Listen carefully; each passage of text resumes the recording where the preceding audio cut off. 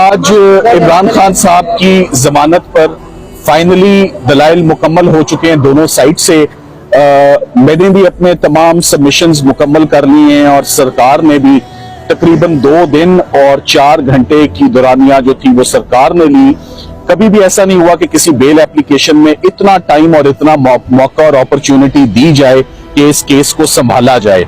शाम हो गई मगर केस संभला नहीं है मेरे हिसाब से सरकार से, और मैं बहुत पुरुमीद हूं कि ये जमानत का केस है और इंशाल्लाह इमरान खान साहब की जमानत जो है वो आप 1-2 दिन में आप सुन लेंगे कि इस मुकदमे में जमानत होगी। और जमानत क्यों ना हो, क्योंकि इससे पहले 100 साल के अंदर कभी किसी प्राइम मिनिस्टर की, कभी किसी फॉरेन मिनिस्टर की ऑफिशियल सीक्रेट्स एक्ट में कभी प्रोसिक्यूशन नहीं हुई है। ये केस ऑफ फर्स्ट इंप्रेशन है। जिस कानून को ऑनरेबल जजेस को समझने के लिए, सब लोगों को समझने के लिए 4 दिन लग जाएं, वो एक शख्स को जेल के अंदर रखना ये बिल्कुल गैर मुनासिब है। ये ट्रायल के मामलात हैं कि एविडेंस रिकॉर्ड होने के बाद देखा जाए कि उन्होंने कोई ऐसा कदम उठाया है जो कि नेशनल सिक्योरिटी के खिलाफ हो।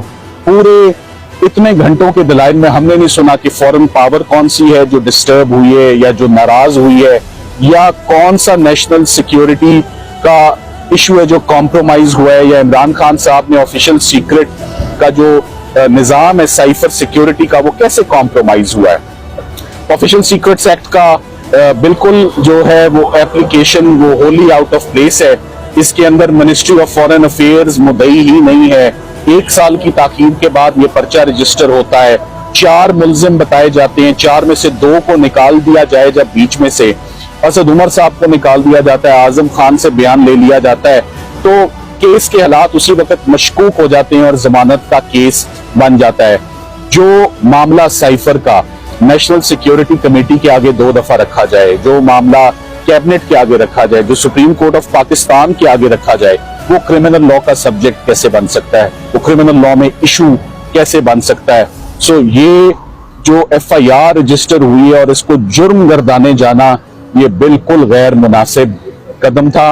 और आप ये देखें कि हमारा जो सबसे इंपॉर्टेंट आर्ग्यूमेंट था जो हमने लास्ट टाइम रेस किया, जिसका कोई जवाब नहीं था, खामोशी थी उस पर, कि आपका केस है कि वजीर आजम के पास साइफर 33 दिन तक रहा, उसके बाद नए वजीर आजम मुंतखब होते हैं, उनके पास 170 दिन साइफर रहता है और वो उस साइफर के ऊपर मीटिंग भी करते हैं नेशनल सिक्योरिटी कमेटी की। तो वो मीटिंग उन्होंने साइफर के बगैर कैसे कर ली, या 170 दिन खामोशी कैसे रही, या आप FIA बता दें कि आपने क्या जो सक्सेसर प्राइम मिनिस्टर थे उनको शामिल तफ्तीश किया, उनका बयान रिकॉर्ड किया, या उनको मुल्जिम बनाया इस केस में।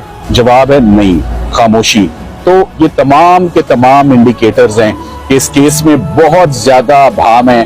कोई एक एस्पेक्ट भी डिस्टर्बिंग नहीं रहा, कोई इसमें मुल्क को नुकसान नहीं हुआ, इसमें बल्कि मुल्क का फायदा ही होता है कि आप किसी दूसरे मुल्क को रोकें कि हमारे अंदरूनी मामलात में मदाखलत ना करें। तो मेरा ये ख्याल है। तो सर ये बताइएगा, कौम के अंदर एक इंतशार फैल गया कि खान साहब को या सजाई मौत हो सकती है या 14 साल तक जेल की सजा सुनाई जा सकती है। सर कानून इस हवाले से क्या कहते हैं, अगर ये मुमकिन है तो उसके बाद आप लोगों का क्या लाएअमल होगा, जमानत के लिए क्या दरख्वास्तें देंगे? आपने बहुत सीरियस बात कर दी है ना। ये डेथ सेंटेंस का केस है ना, ये लाइफ इम्प्रिजनमेंट का केस है। मेरी नजर में ये जुर्म ही नहीं है।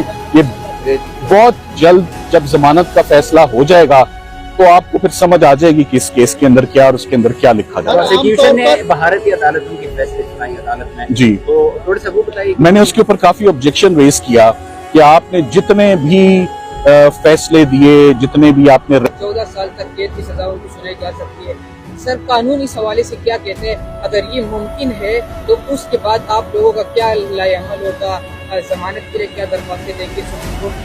आपने बहुत सीरियस बात कर दी है ना। ये डेथ सेंटेंस का केस है ना, ये लाइफ इम्प्रिजनमेंट का केस है। मेरी नजर में ये जुर्म ही नहीं है। ये बहुत जल्द जब जमानत का फैसला हो जाएगा तो आपको फिर समझ आ जाएगी कि इस केस के अंदर क्या और उसके अंदर क्या लिखा जाए। प्रोसिक्यूशन ने भारतीय अदालतों के फैसले सुनाई अदालत में जी, तो थोड़ा सा वो बताइए। मैंने उसके ऊपर काफी ऑब्जेक्शन रेज किया कि आपने जितने भी फैसले दिए, जितने भी आपने रेफरेंस जिसे हम बोलते हैं वो दिए, वो तमाम के तमाम नेबरिंग कंट्री के दिए और उनका कानून आप इधर बताते रहे, ये बिल्कुल गैर मुनासिब था। हम कभी कभी तस्करा करते हैं, किसी एक आधे केस का हम जिक्र कर देते हैं, ना कि ये کہ ہمارے پاس 10 کیس ہیں اور 10 کے 10 ہم جو ہیں وہ نیبرنگ کنٹری کا وہ پریسیڈنٹ یا ان کا کیس لا استعمال کریں، یہ اس کی اجازت بھی نہیں ہوتی. اور یہ تمام جو فیصلے پڑھ بھی رہے تھے وہ آرمڈ فورسز کی پروسیکیوشن تھی. کوئی میزائل کی ٹیکنالوجی جو ہے وہ شیئر کر لی جائے تو اگر تو یہ کیس ہوتا سرکار کا کہ عمران خان صاحب نے دشمن ملک کے ساتھ پاکستان کے سیکرٹس شیئر کر دیے ہیں، کوئی کہوٹا کا سیکرٹ شیئر کر لیا ہے، کوئی ابھی نندن کے ساتھ کوئی سیکرٹ شیئر ہو گیا ہے، کوئی کلبھوشن کے ساتھ ہو گیا ہے، تو اس پروسیکیوشن کی سمجھ بھی آتی.